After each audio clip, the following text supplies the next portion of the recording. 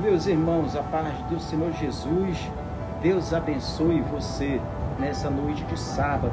Sabadou, nós chegamos a mais um final de semana e pela misericórdia do grande Deus Todo-Poderoso, pela graça do nosso Deus, estamos aqui para compartilhar com você mais uma orientação pedagógica e didática para as aulas da Escola Bíblica Dominical, ou melhor, a aula da Escola Bíblica Dominical, da lição Jovens e Adultos, da lição de adulto, na verdade, tá? Que será amanhã 20 e 23 de março de 2025. Estaremos estudando amanhã a lição de número 12 da nossa lição. Essa é a nossa lição da CPAD, a lição de número 12. E você, aluno, você, professor da Escola Bíblica Dominical, você, superintendente, coordenador, orientador pedagógico, supervisor, queremos transmitir, fazer esse slide exclusivamente para você, para lhe orientar, para esclarecer algumas questões que porventura possam advir na hora de você lecionar a sua lição amanhã na Escola Bíblica Dominical. Eu sou o pastor Thierry Alves e devido aos alunos e irmãos sempre estarem nos cobrando, exigindo, pedindo encarecidamente: pastor, suas aulas são uma bênção, suas aulas são bastante produtivas, enriquecedora, divida conosco esse ensinamento, este aprendizado. E nós queremos com você, nesse momento, dividir esse conhecimento da nossa lição de número 12, da lição de adulto, que traz como tema, na aula de amanhã, a igreja tem uma natureza organizacional. A igreja tem uma natureza organizacional. Eu comecei 19h32 e vou ministrar a aula em 45 minutos. Então, nós temos aí até 8h15 para ministrar 1 hora de aula. Não esqueça, sempre fazendo as considerações antes de você adentrar para ministrar a aula de amanhã. Não esqueça primeiro também de colocar a sua vida no altar. A vida do professor da Escola Bíblica Dominical é importantíssimo ele manter uma vida ativa espiritual. É muito importante ele manter uma vida espiritual ativa. Vá para a Escola Bíblica Dominical jejuando pelos seus alunos. Consagre a sua vida antes de você ir para a Escola Bíblica Dominical. Não esqueça que a aula ela não começa no momento em que você está com a classe, com a turma. Não. A aula não começa quando você estar ali com a sua lição. A aula ela começa na preparação durante a semana. E durante a semana você tem que ter orado pelos seus alunos, orado ao Espírito Santo de Deus para que venha dar entendimento, iluminação, inspiração e revelação a respeito do assunto. Por isso que nós estamos aqui para lhe orientar. Então, vida espiritual ativa com Deus é importantíssimo, é necessária para que a aula ela possa ter uma dinâmica, um dinamismo, ela possa ser produtiva. A aula da Escola Bíblica Dominical. Se você, professor da Escola Bíblica Dominical, se preparou, estudou a lição, pesquisou, orou, consagrou e fez toda a preparação devida para ensinar, amanhã será uma bênção, será show de bola. Você não terá problemas em desenvolver o assunto da lição, expondo cada tópico da lição. A lição tem 3 tópicos, você não terá problemas em em discorrer os 3 tópicos, seja sempre objetivo nos tópicos, claro, que entre um tópico e outro da lição, sempre abra aí uma oportunidade para que a classe possa se manifestar com opiniões, tirando dúvidas, com acréscimos e complementações a respeito do assunto da lição. Então, nós estamos aqui para ajudar você a compreender esse assunto que temos nesse trimestre como comentarista o pastor Ezequias Soares. O nosso texto da Escola Bíblica Dominical, e desde já eu quero agradecer aos irmãos do Nordeste, aos irmãos da região Norte, aos irmãos também aqui da nossa grande capital, do nosso estado do Pará, Belém do Pará, os irmãos dos interiores, que Deus abençoe você que tem nos acompanhado nas redes sociais, você que tem enviado a sua mensagem no Facebook, no WhatsApp, que Deus possa abençoar você. E a nossa lição, como ora acabei de dizer, ela traz como tema a igreja tem uma natureza organizacional. O textual diz assim: por esta causa te deixei em Creta, para que pusesses em boa ordem as coisas que ainda restam, e de cidade em cidade estabelecesses presbítero, como já te mandei. Tito, capítulo 1, versículo 5. A verdade prática, ela diz assim, e a verdade prática ela é uma reflexão a respeito do tema. A igreja é um organismo vivo, de natureza espiritual e, ao mesmo tempo, uma organização. Não esqueça que nós temos 3 tópicos da lição e a palavra-chave da lição é organização. Sabemos que a obra de Deus, a igreja, ela não é deste mundo. A igreja não é deste mundo, mas a sua atuação é neste mundo. Entenda, foque nisso. A igreja não é deste mundo, mas a sua atuação é deste mundo. E a palavra-chave da lição é organização. No primeiro tópico, nós iremos falar a respeito de Tito e as igrejas na ilha de Creta. Quem é Tito, o pastor de Creta e a ilha de Creta? Primeiro tópico, iremos fazer um contexto histórico a respeito dessa lição. O segundo tópico, iremos falar a respeito da institucionalidade bíblica da igreja. A instrução paulina, a igreja como instituição e a organização da igreja.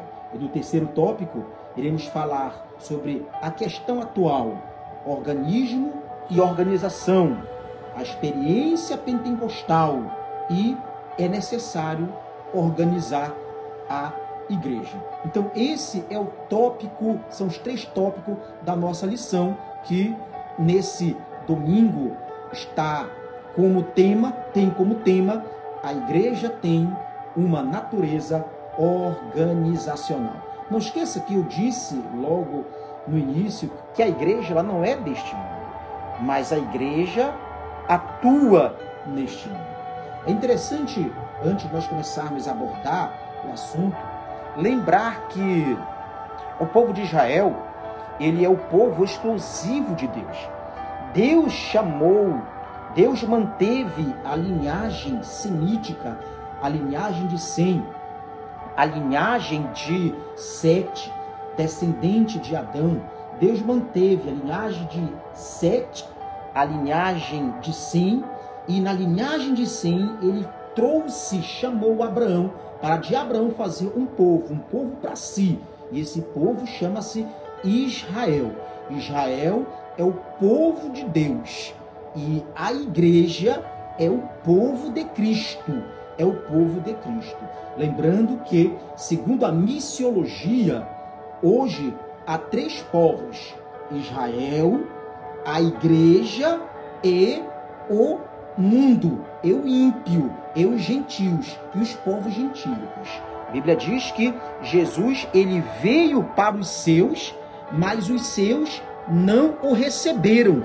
e tudo quanto recebeu, ele deu o direito de ser chamado filho de Deus. Um abraço para o nosso obreiro Jovanildo Alves, que está nos acompanhando. Jovanildo aí, uma indicação dos pregadores, um dos pregadores excelente expositor da palavra de Deus é o Jovanildo. Deus abençoe, e eu convido ele para estar aqui nas próximas transmissões conosco, para estar contribuindo conosco na lição da Escola Bíblica Dominical. Então, Jovanildo, aí você pode fazer sua pergunta, que nós vamos visualizando aqui e vamos respondendo aí. Aproveita, chama 2, 3, vamos compartilhar. Nós temos 45 minutos para lecionar, ministrar essa lição da Escola Bíblica Dominical, que vai ajudar você, professor, na aula de amanhã. Então nós temos aqui, estamos falando a respeito dos povos. Israel, povo de Deus; a igreja, povo de Cristo; e nós temos o gentil, para a qual a igreja, ela tem uma tarefa, um trabalho missionário atuante. O povo gentil, ele é o mundo, onde a igreja vai até o mundo. Lembre-se que o grande Deus Todo-Poderoso, o Pai, enviou Jesus para Israel, para que Israel assumisse a responsabilidade, assumisse a missão de pregar. Era a missão do povo de Israel ser uma referência para as outras nações. Mas eles não souberam aceitar, não aceitaram, não compreenderam os propósitos da lei de Deus. Inclusive, receberam a lei mosaica e tiveram uma interpretação, inclusive, religiosa dessa lei mosaica. E aí se tornaram religiosos. E quando o Senhor, Deus, Pai poderoso, enviou seu Filho Jesus Cristo para morrer na cruz do Calvário, eles o rejeitaram como enviado de Deus. E aí então, o que diz lá em João capítulo 1, versículo 11 e 12, ele veio para os seus e os seus não receberam. E todos os quantos receberam, deu-lhes o direito de ser chamado filho de Deus.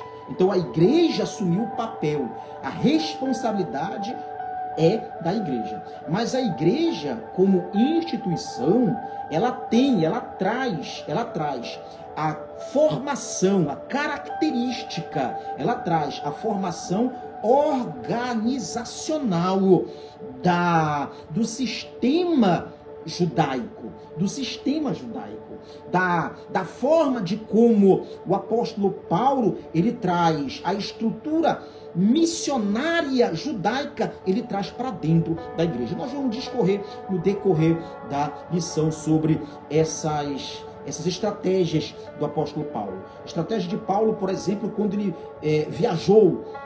Não esqueça que a igreja, não esqueça que o judaísmo, ele tinha sinagogas por toda o Império Romano. Tinha na Cilícia, na região da Galácia, em Antioquia, tinha em Tessalônica, por todos os lugares tinha sinagoga. Tanto é que quando o apóstolo Paulo se converteu e ele vai para o deserto da Arábia, ele passa 14 anos, e quando ele sai do deserto da Arábia, ele vai para onde? Ele vai para a Cilícia. E lá na Cilícia ele vai dar assistência ali nas sinagogas, vai dar assistência. No entanto, como a igreja de Antioquia estava crescendo, Barnabé, ele lembra de Paulo e vai buscar Paulo na Cilícia para lhe ajudar. Onde? Para lhe ajudar na igreja em Antioquia. E aí Paulo fica ali na Antioquia ajudando Barnabé. E quando Paulo sai para pregar, ele sai para pregar para quem? Primeiramente para os judeus. Mas quando chega para pregar na sinagoga, os judeus vão colocá-lo para fora, vão expulsá-lo. E muitas das vezes Paulo vai sair fugido por causa da pregação do evangelho, por causa do sistema religioso judaico. Logo, Paulo, então, ele decide deixar de pregar para os judeus e vai pregar para os gentios. E fica a responsabilidade de pregar para os judeus, para os apóstolos, para Pedro, para João, para Tiago e os demais apóstolos, responsabilidade deles. Nós vamos até ter um concílio, Atos vai falar sobre o concílio que vai acontecer. Então, não esqueça que Paulo, ele foi um baluarte, um desbravador do evangelho no mundo gentílico, mas ele traz todo o ensinamento que aprendeu aos pés de Gamaliel, de Gamaliel, na escola de Hilel. Então toda a estrutura farisaica ele traz dali. A estrutura evangélica, a estrutura de proselitismo, que é o ato de se ganhar o gentil, fazer o gentil se converter para o judaísmo. Então ele traz tudo isso e aplica de forma estratégica. É o famoso evangelismo estratégico. Paulo traz essa estratégia e aplica na igreja. Então, quando ele sai na sua primeira viagem missionária, ele sai para fazer o quê? Fazer primeiramente aquele reconhecimento de território. E aí eu lembro do Giovanildo, lá no segundo bis, tá? Fazendo aquelas marchas de reconhecimento de território. Porque quando o soldado ele saía para as batalhas, primeiro ele fazia o reconhecimento do território antes de se instalar. Então Paulo, como soldado de Cristo, fez na sua primeira viagem missionária reconhecimento de território. E aí ganhou almas e logo em seguida saiu para fundar as igrejas. Tanto é que você tem igrejas sendo fundadas pelo apóstolo Paulo, depois terceira viagem missionária e por fim a quarta viagem missionária, que ele vai para Roma para ser martirizado. A nossa introdução da nossa lição, ela diz assim: a Bíblia apresenta a igreja como corpo espiritual de Cristo, o organismo vivo com suas reuniões em torno do Senhor Jesus e suas ordenanças. Por outro lado, é também uma organização, congregação ou assembleia com sua forma de governo. A igreja, como eu disse, ela é um organismo vivo e é uma organização. A igreja, sendo um organismo vivo, ela é a noiva de Cristo, é o corpo de Cristo, a igreja. A igreja como organização é a reunião da assembleia. Não esqueça que eu sozinho eu não sou igreja, eu sozinho eu sou membro do corpo de Cristo. Eu sou igreja quando estou reunido com os membros para cultuar a Deus, como assembleia, como forma de governo. Logo, aí eu tenho a primeira lapada na introdução, destituindo a teologia dos desigrejados, que dizem que não precisam de igreja para congregar, não precisam de templo para congregar, para orar. Pelo contrário, Jesus disse que a minha casa seria chamada casa de oração. Então a igreja é um organismo vivo, ela não é deste mundo, mas a sua atuação é nesse mundo. E como ela atua nesse mundo, ela é um organismo vivo e ela tem vida. E como ela tem vida, a sua atuação tem que ser uma atuação de forma organizada neste mundo. A presente lição pretende mostrar a natureza organizacional da igreja. E quando eu falo da natureza organizacional da igreja, não é todo mundo que manda na igreja. A igreja, o cabeça da igreja é Cristo. Cristo é o Senhor da igreja. Cristo é o noivo da igreja. Cristo é quem é o líder maior da igreja. Depois é seguido pelo presidente, pelo pastor presidente da convenção. Depois vem a delegação de concessão de autoridade, de poder, para o presidente de campo, depois para o pastor da congregação, depois para o pastor auxiliar e seus cooperadores, no caso os obreiros. E desses cooperadores nós temos os evangelistas, nós temos os missionários e por vez nós temos aí os presbíteros, diáconos, auxiliares ou cooperadores e por fim os membros.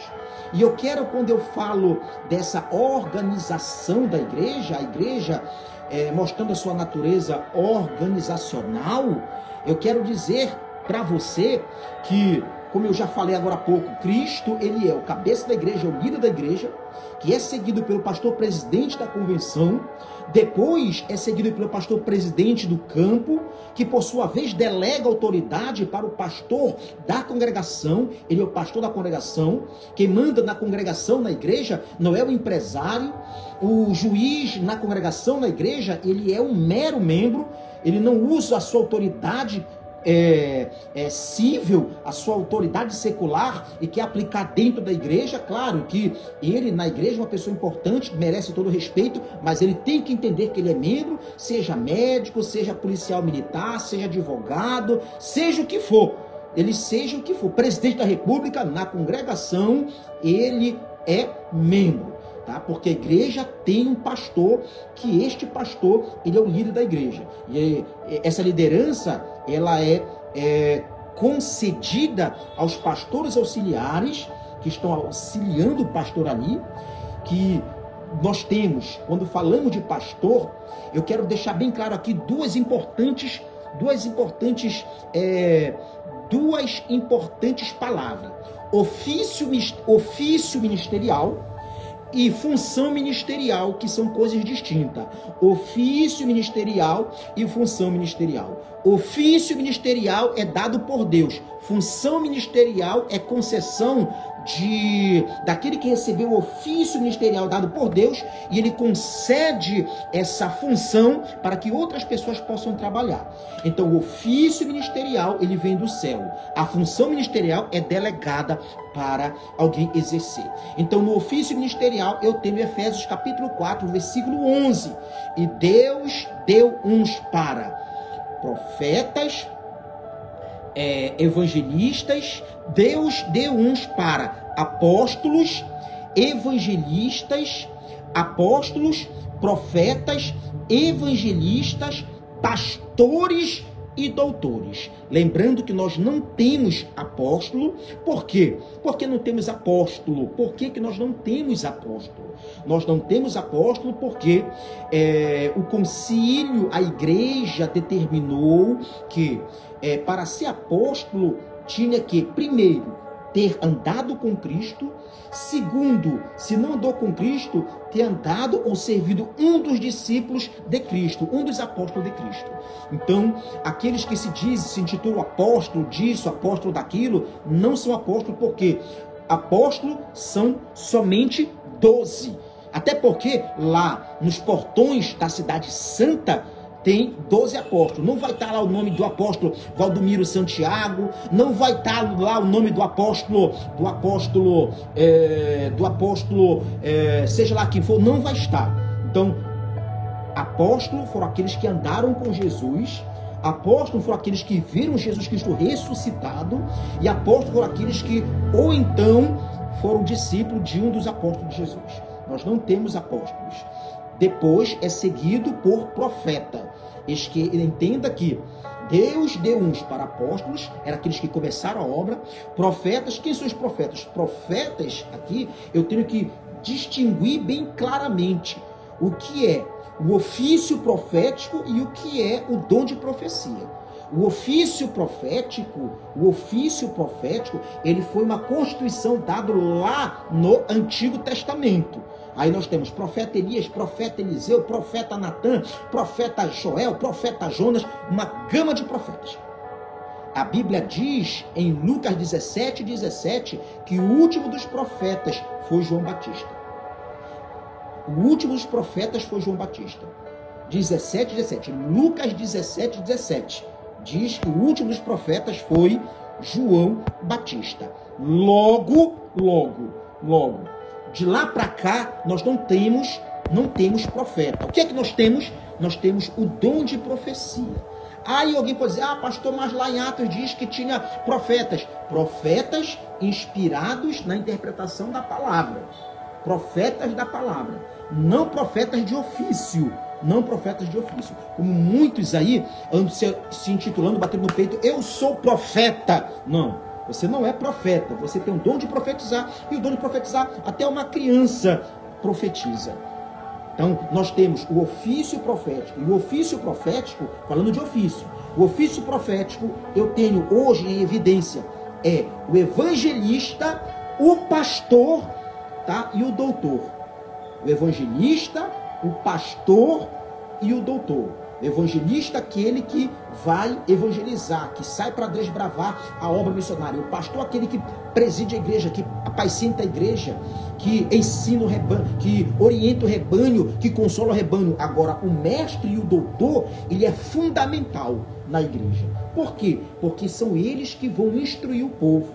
Não esqueça que lá em Atos, capítulo número 15, se não me falha a memória, diz assim mesmo: em Antioquia havia profetas e doutores.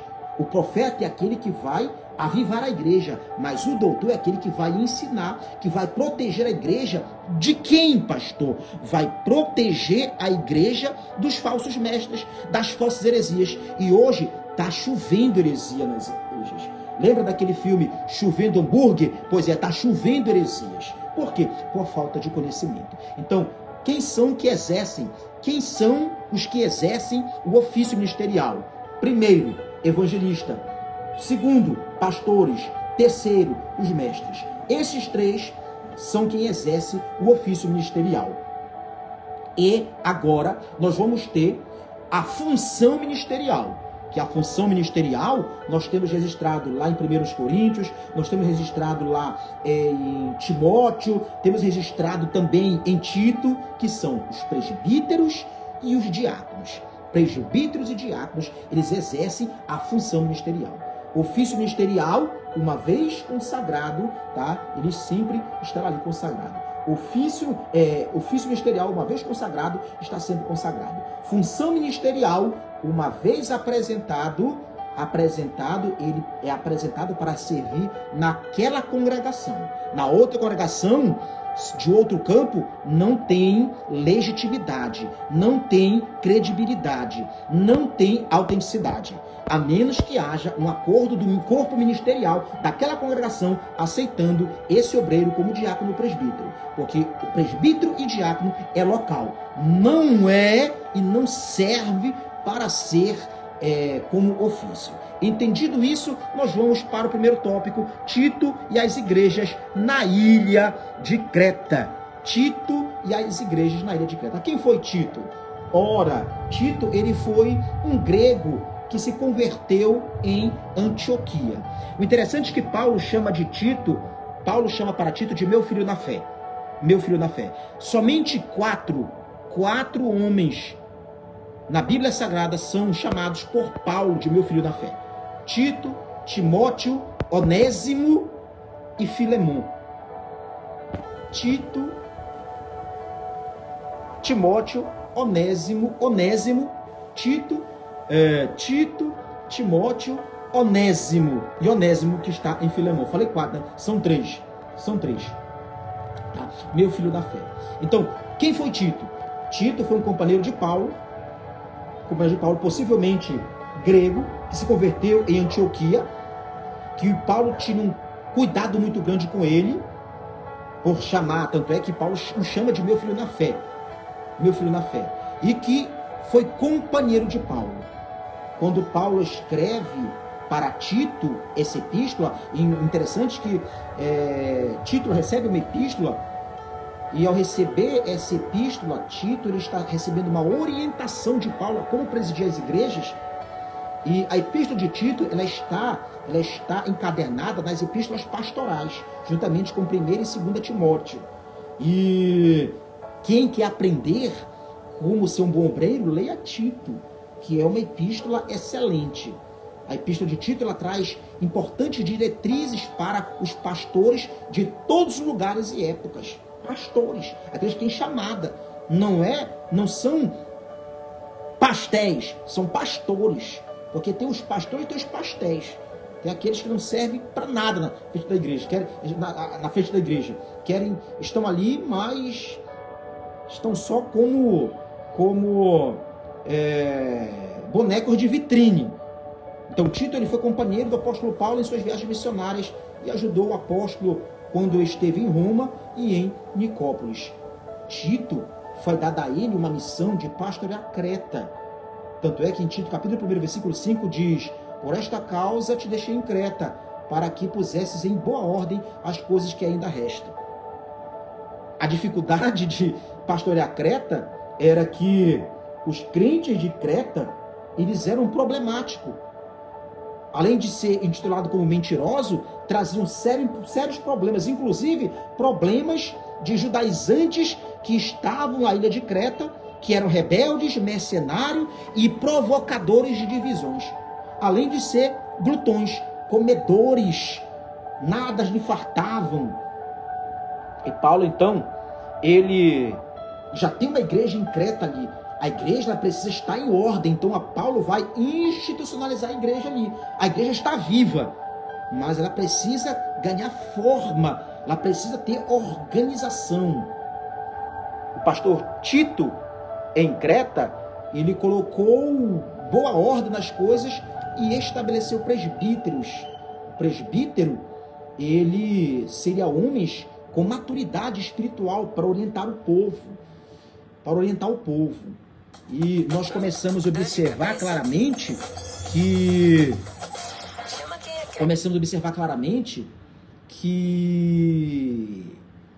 a função de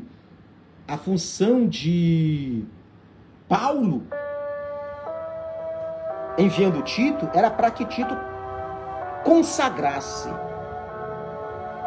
presbíteros para aquela obra, para que a obra pudesse estar firme, equilibrada, não estivesse relaxada, desleixo.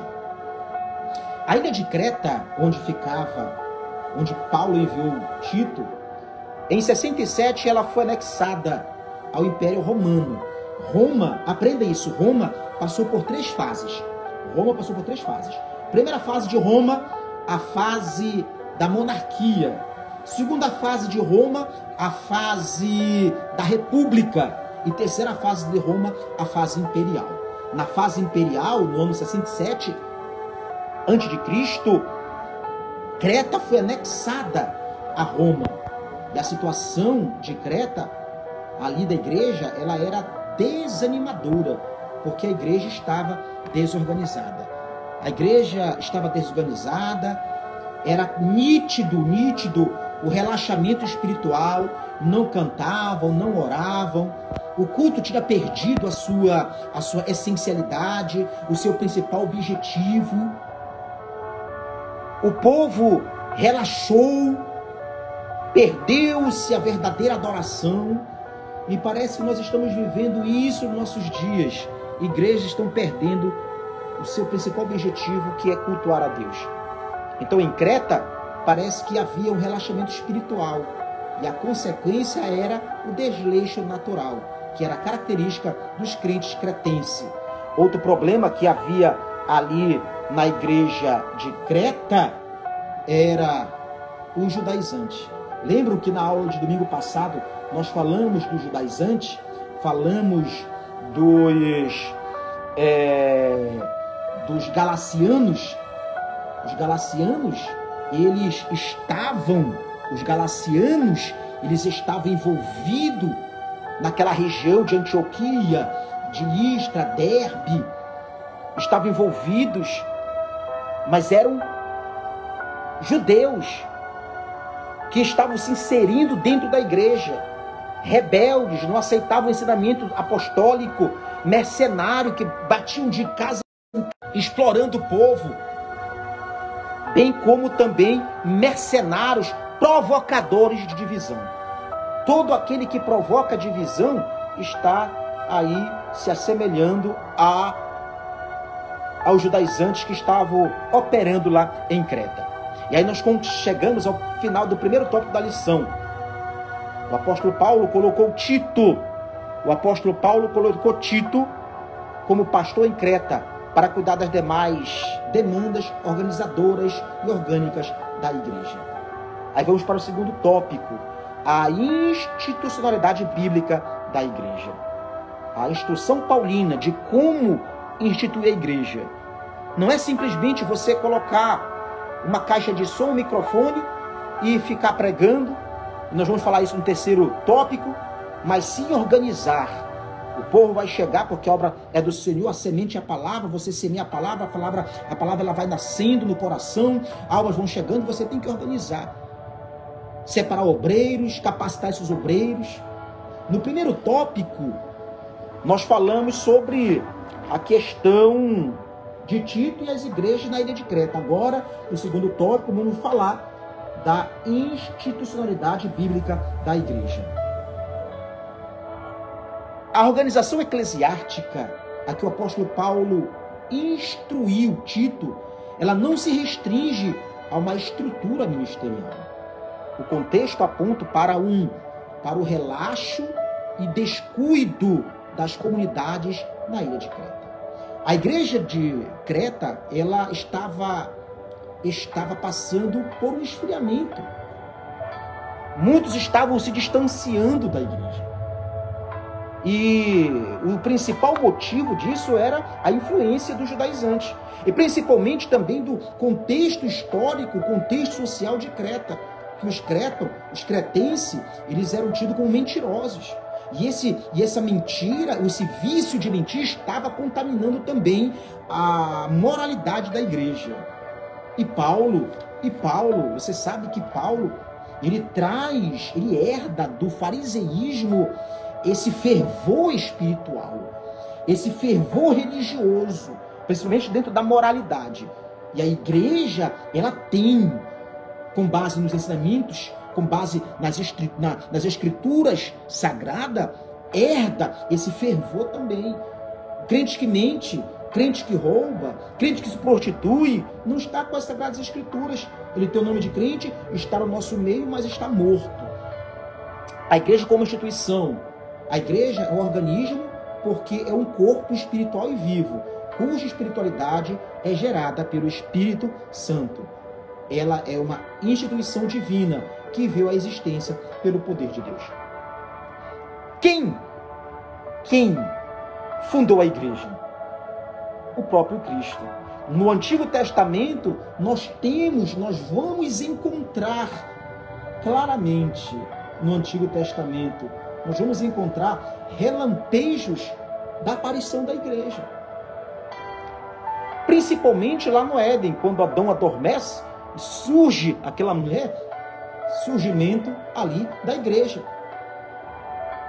O Adão que adormece está tipificando a morte de Cristo, para que surja a igreja. E quando Adão, ele levanta, que se depara, está com a igreja. E outros textos mais. Mas a igreja, ela é um organismo vivo, é o corpo espiritual, cuja espiritualidade é gerada pelo Espírito Santo. Ela não é uma instituição divina que veio à existência pelo poder de Deus. A igreja constituição, não queremos falar a igreja como organismo vivo, mas como instituição. Como instituição, ela precisa de organização. Eu não quero falar, e não se prenda em falar a igreja como organismo vivo, mas a igreja como instituição. E como instituição, a igreja tem despesas. Como instituição, a igreja ela precisa manter os seus trabalhadores, aqueles que laboram na seara, que são os pastores, que se doam, que existem pastores que exploram a igreja, mas existem aqueles que se doam pela igreja. Esses que se doam, que se sacrificam, que trabalham, claro, esses merecem usufruir do bom e do melhor.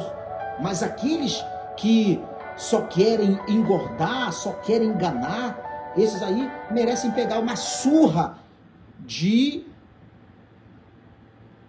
vassoura de açaí.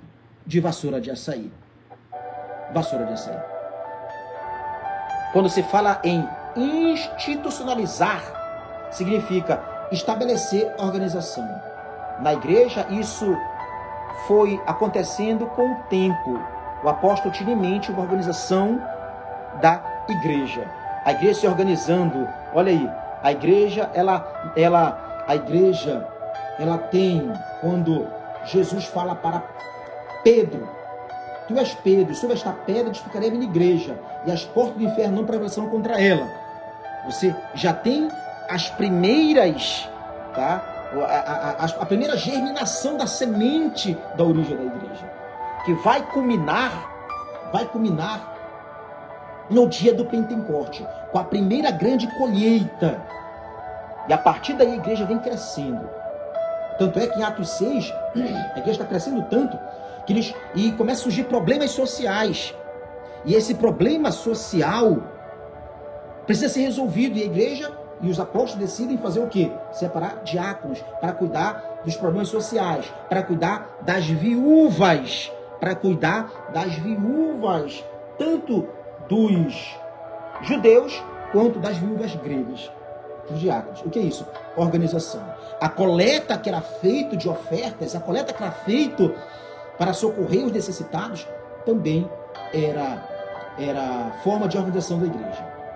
No Novo Testamento temos vários lampejos que mostram como os irmãos se organizavam. Por exemplo, em 1 Coríntios, capítulo 14, 26 ao 40, havia local, horário e ordem no culto.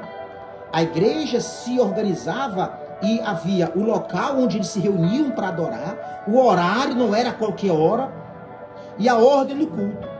E aqui então nós vamos aprender o seguinte: mais uma vez, um balde de água fria na teologia do desigrejado, que não querem congregar, não querem participar de escola bíblica dominical, não querem ir para culto, não querem servir a Deus. Eles dizem que servimos a Deus aonde estivermos. Verdade, mas você precisa congregar, porque quando você congrega, você está demonstrando que você tem comunhão com Deus, comunhão com a igreja e comunhão consigo mesmo. Por isso a importância de você congregar. Então a igreja tinha local para congregar, horário para congregar, e aí vai puxão de orelha naqueles pastores que não tem a mínima decência do culto. O culto tem hora para começar e tem hora para terminar. O culto, a dízima periódica, o dízimo de 24 horas, não é 2 horas e 40, é 1 hora e 44 minutos. 1 hora e 44 minutos.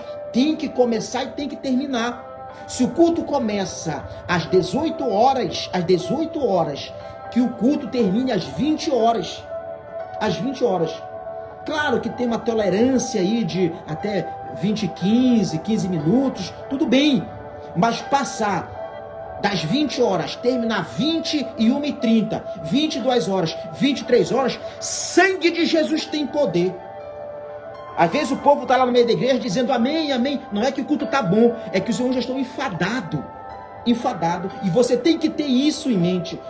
A igreja se organizava e, ao se organizar, eles respeitavam o horário.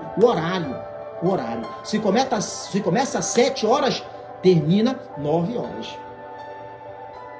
E o culto também tinha ordem. Nada de criança estar para lá e para cá, jovem para lá e para cá, entra do banheiro, sai do banheiro, vai, toma água, volta, vai lá para fora, volta, eu entro, eu conversa, e é um mascador de chiclete, neco. Sangue de Jesus tem poder, o culto tem ordem. E os obreiros cochichando daqui, cochichando dali.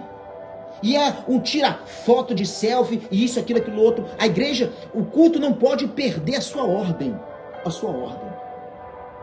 Atos capítulo 14, versículo 23, havia reunião ministerial para a consagração de presbítero. Aqueles que vão ser levados ao santo ministério, eles devem passar por uma sabatina. Desde quando é apresentado a auxiliar, a diácono, a presbítero, a evangelista e a pastor, devem passar por uma sabatina. E essa sabatina deve ser por aqueles que conhecem, pelos mestres da igreja, para verificar se de repente esse cidadão que está chegando agora aí, ele não tem uma conduta deturpada do evangelho, não tem uma conduta deturpada das escrituras, e de repente ele vai querer corromper o rebanho de Deus. Hoje muitas igrejas das Assembleias de Deus parecem muito mais com a universal, com a mundial. É uma febre de campanha. É um batedor de tambor que parece um terreiro de umbanda. Sangue de Jesus tem poder. O culto perde a sua ordem. Por quê? Por causa de obreiros. que não foram instruídos nas Escrituras, obreiros que são apresentados ao Santo Ministério, que nunca leram a Bíblia Sagrada nem toda, uma só vez. Isso é uma vergonha. Obreiro que foi apresentado ao Santo Ministério, que nunca leram toda a Bíblia Sagrada nenhuma vez. Nenhuma vez. Aí vai conversar com o testemunho de Jeová, o testemunho de Jeová, olha, dá-lhe uma pisa ali de Bíblia dizendo que Jesus é Miguel e ele vai acreditar, ainda vai pregar lá no púlpito e o pastor da igreja ainda vai dizer glória a Deus. Sangue de Jesus tem poder, ainda bem que aqui, por esses lados, no Pará não tem. Atos 15, a igreja realizou o concílio foi a primeira convenção para assuntos doutrinários. Assuntos doutrinários. E aí, os assuntos que estavam se degladiando, assuntos doutrinários, era sobre a questão da conversão a Jesus, sobre a guarda do sábado. Tanto é que para os apóstolos queriam que os apóstolos não queriam pregar para os gentios. E aí o Senhor precisou salvar Paulo. O Senhor salva Paulo para que Paulo pregue para os gentios. E ao pregar para os gentios, a igreja gentílica ela cresceu. Ela cresceu. Então houve um embate doutrinário. E aí Paulo vai se reunir, Paulo vai levar Timóteo, vai levar Silvano, vai levar Barnabé, vai levar Zenas e outros mais. E só a nível de conhecimento aqui, do número tópico, quem levou a epístola a Tito foi Zenas. Tá? Foi Zenas. Zenas que levou a epístola a Tito. Então, assuntos doutrinários, Atos 15. Resolver problemas sociais, Romanos 15. Uma comissão de ética, 1 Coríntios 5. Sobre a tesouraria, a igreja se reunindo para coletar, para administrar o que estava reunindo de recurso financeiro, 1 Coríntios 16. E carta de recomendação, Romanos 16. Tem crente que está chegando aí sem carta de recomendação, ninguém sabe de onde vem. Eu sei de onde eles vêm. Eu sei. Querem congregar? De onde vem, pastor? Eles vêm lá daquele filme E o Vento Levou. E o Vento Levou. E aí anda de um lado para o outro, de igreja em igreja. Aí não concorda com uma doutrina aqui, sai, vai para ali, não leva a carta. E aí vai. Mas precisa de carta, porque a carta é a recomendação do obreiro. E aí nós encerramos o segundo tópico da lição. E o segundo tópico da lição, a igreja é uma instituição divina que demanda uma organização institucional. E aí vamos para a terceiro tópico, que fala sobre a questão atual da igreja. O Giovanildo está falando aí, ó, sobre a questão de tanta barbota nas igrejas, o sal ungido, rodear a terra e passear por ela, de onde vêm esses obreiros. É verdade, eles vêm aí de rodear a terra e passear por ela. Então, nós estamos ministrando a lição da Escola Bíblica Dominical, trazendo para você essa orientação pedagógica para a aula de amanhã. O assunto da nossa lição, da aula de amanhã, é a igreja ter uma natureza organizacional. E agora estamos no último tópico da lição, que é a questão atual. Organismo e organização. A igreja como organismo, ela é viva. E como organização, ela é uma assembleia. É uma reunião de pessoas que precisam estar organizadas. A igreja é um organismo e ao mesmo tempo uma organização. Ela é um local de adoração. A igreja, como organização, ela é, primeiro, um local de adoração. A igreja não é uma casa de dança para estar se requebrando. Não, a igreja não é uma casa de dança. A igreja é um local de ensino. Não de show, de balada gospel, de chopp gospel, de chopitel gospel. A igreja é local da pregação da palavra de Deus, não de estar levando palestra de coach, que hoje estão confundindo a pregação com mensagens coachicas, dos coaches, que amassageia o ego. O evangelho, ele tem que te confrontar para você mudar de atitude, se arrepender, se converter. A igreja é local de oração. E hoje, quando nós entramos na igreja, é raro você ver um irmão orando e ver a maioria cochichando, olhando o celular, batendo foto, Outros estão lá com o olhão, parece coruja, que é até constrangedor. Falta de vergonha na cara. Crente, tamanho velho, crente velho. Que há uma diferença do crente velho e do velho crente, né? O crente velho ele não aprende. O velho crente, ele é ali na doutrina, obedece, está ali temente a Deus. Agora, quando nós começamos a falar que a igreja é local de oração, a igreja é local de oração. Não deixe o seu filho ficar com o olhão de coruja na hora da oração. É para ele estar orando na igreja. Ai, a irmã Tecrá de Paulo. Ai, eu tô com o meu joelho engraçado, né? Para bater perna, para estar andando na rua, o joelho não dói, a perna não dói. Mas para dobrar o joelho da carne de Deus, dói, que é uma beleza. Sangue de Jesus tem poder. E aí, por isso que o Espírito Santo ele não opera. Ele quer operar porque quer operar, quer. Mas como vai operar? Como vai operar? Se o povo está lá com o olhão, olha, igual coruja. A igreja é local também de celebração das ordenanças, ou seja, realização de Santa Ceia, apresentação de obreiros, realização de batismo, das ordenanças da igreja. Alguns não entendem que essas atividades espirituais, elas exigem uma organização. E aí nós vamos falar das experiências pentecostal.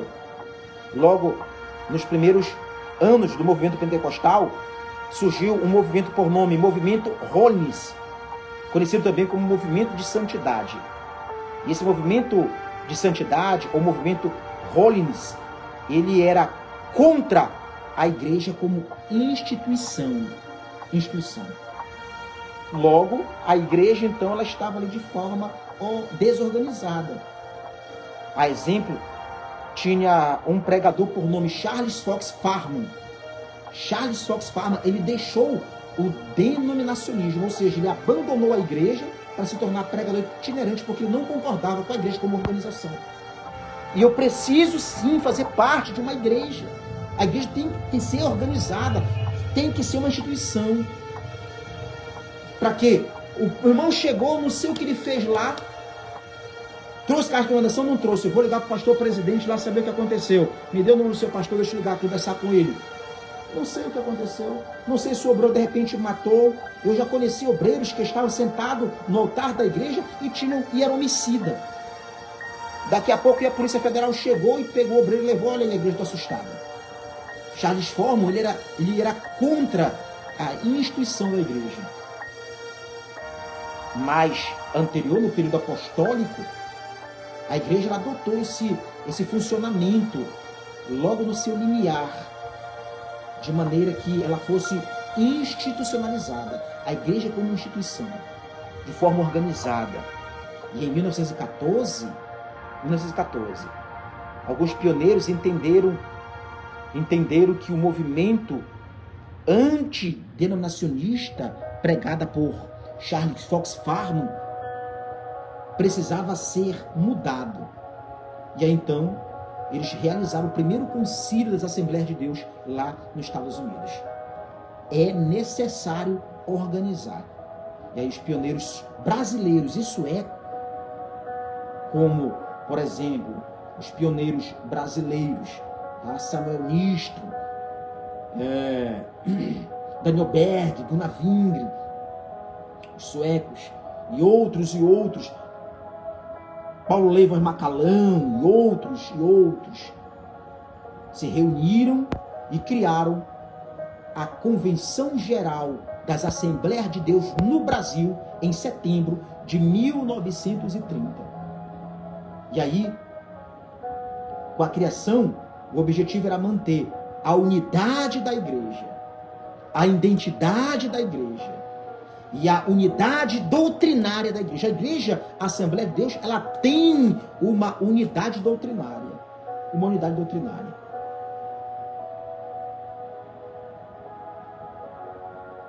Claro que o Senhor usa cada um de como Ele quer. Ele tem várias formas de usar. Mas a essência doutrinária precisa permanecer.